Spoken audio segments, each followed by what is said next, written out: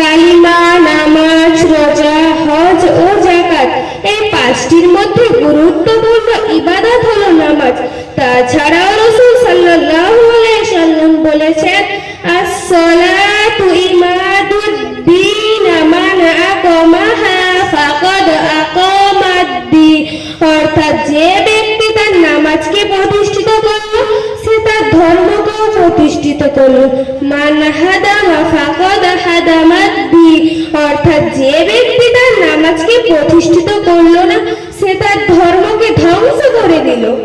এ সুলাইমা, আমরা এই গাইয়া বৌদ্ধুরার কথায় কান দিচ্ছি কেন? আমরা যেখানে যাচ্ছিলাম সেখানে চল না।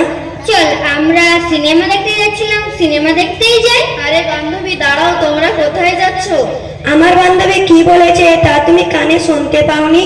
আমরা সিনেমা দেখতে যাচ্ছি। নোয়ারির মোড়ে লাইলা মজনু আসবে, তাদেরকে দেখতে কত সুন্দর লাগবে, তাই না? তোমরা জানো না মুসলমান ব্যক্তিদের সিনেমা দেখা হারাম?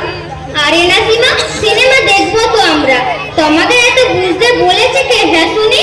তোমরা জানো না আমাদের নবী করিম সাল্লাল্লাহু আলাইহি ওয়াসাল্লাম পবিত্র কুরআন পাকের মধ্যে বলেছেন, আল গিনাউ ইউনবিতুন নিফাকা ফিল কলবি কামা ইউনবিতুল মাইজ যারা। অর্থাৎ গান, বাজনা, সিনেমা মানুষের নেফাকের সৃষ্টি করে, পানি খেতে শস্য উৎপন্ন করে। ঠিক তেমনি বুঝেছো সুলাইমা? হ্যাঁ বুঝেছি।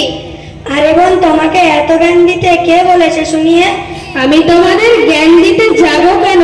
আল্লাহ পাক কুরআনের মধ্যে বলেছেন, যেগুলি বলেছেন আমি শুধু সেগুলিই বলছি তোমাদেরকে। থাক থাক, তোমাদেরকে আর ডায়লগ দিতে হবে না। আমাদের কথাই তো তোমাদের চলবে। তাছাড়া আল্লাহ পাক কুরআনের মধ্যে বলেছেন, ইন্নাস সালাতা তানহা আনিল ফাহশাই ওয়াল মুনকার। অর্থাৎ নামাজ নিশ্চয়ই খারাপ এবং অশোভনীয় কাজ থেকে বিরত রাখে। তারপর রাসূল সাল্লাল্লাহু আলাইহি ওয়াসাল্লাম আরেক হাদিসের মধ্যে বলেছেন, আস-সালাতু মিফতাহুল জান্নাহ। অর্থাৎ নামাজ হলো জান্নাতের চাবি। নাসিমা, তুমি ঠিকই বলেছো। আমি আমার নিজের ভুল বুঝতে পেরেছি। এবার থেকে আমি 5 ওয়াক্ত নামাজ পড়বো ইনশাআল্লাহ। আলহামদুলিল্লাহ। এ সুলাইমা, তুই এই গাইয়া বৌদ্ধুরার কথা শুনে আমাকে জ্ঞান দিচ্ছিস? তাহমিনা, তুই এরকম করছিস কেন? নাসিমা তো ঠিকই বলেছে। আরে তাহমিনা, এক ওয়াক্ত নামাজ কাজা করলে তার সাজা কি হয় তুমি জানো? ও ঠিক, আমি জানি না। তাহলে শোনো। আচ্ছা বলো। আমাদের নবী করিম সাল্লাল্লাহু আলাইহি সাল্লাম বলেছেন, এক ওয়াক্ত নামাজ কাজা করলে নাকি 2,88,000 বছর আমাদেরকে জাহান্নামের আগুনে পুড়াবে। আরে বোন, আমার বয়স আগে 70-80 বছর হোক, থুরথুরে বুড়ি হবো, উঠতে গেলে লাগবে লাঠি, বসতে গেলে লাগবে মাটি, তখন আমি জান্নাতের চাবি তৈরি করে নেব। আরে বোন, তুমি বলছো তোমার বয়স 70-80 বছর হলে তুমি নামাজ পড়বে? তুমি কি জানো না আমাদের নবী পাক সাল্লাল্লাহু আলাইহি সাল্লাম হাদিসের মধ্যে কি বলেছেন? শাবুন নাসআ ফি ইবাদাতিল্লাহ।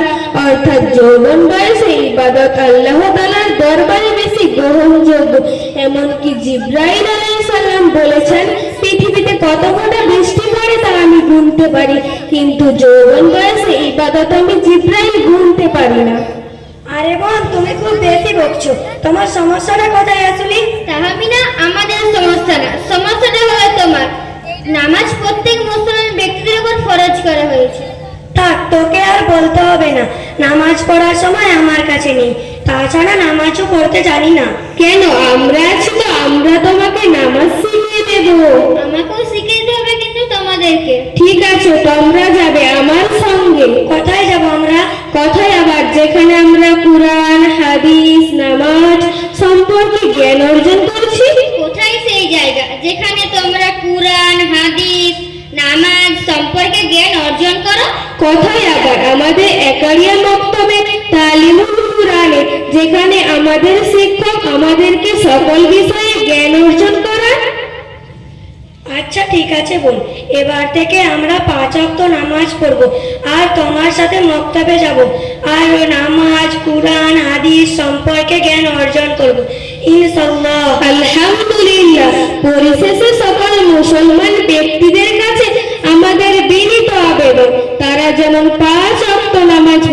এবং মহান আল্লাহ তাআলা তাদের নামাজ পড়ার তৌফিক দান করুন, আমিন।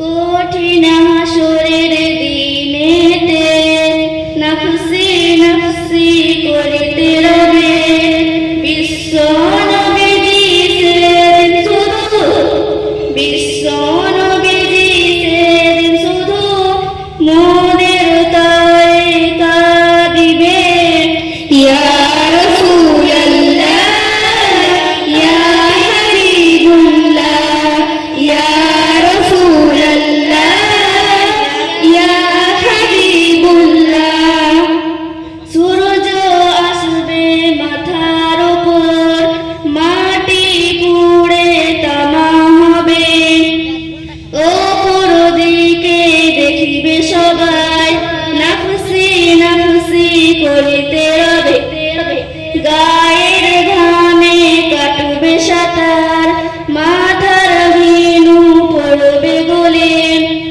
গায়ের ঘামে কাটবে সাঁতার মাথার ভিনু পড়বে গলে ইয়া রাসূলুল্লাহ ইয়া হাবিবুল্লাহ ইয়া রাসূলুল্লাহ ইয়া হাবিবুল্লাহ কঠিন হাসরের দিনেতে নফসি নফসি করিতে রবে বিশ্ব নবীজি সেদিন শুধু বিশ্ব নবীজি সেদিন শুধু মোদের তরে কাঁদিবে ইয়া রাসূলুল্লাহ ইয়া হাবিবুল্লাহ ইয়া রাসূলুল্লাহ ইয়া হাবিবুল্লাহ সবাই আমাদের জন্য দোয়া করবে, আমরাও সবার জন্য দোয়া করব। সাইদা মন্ডল, তাহমিনা মল্লিক।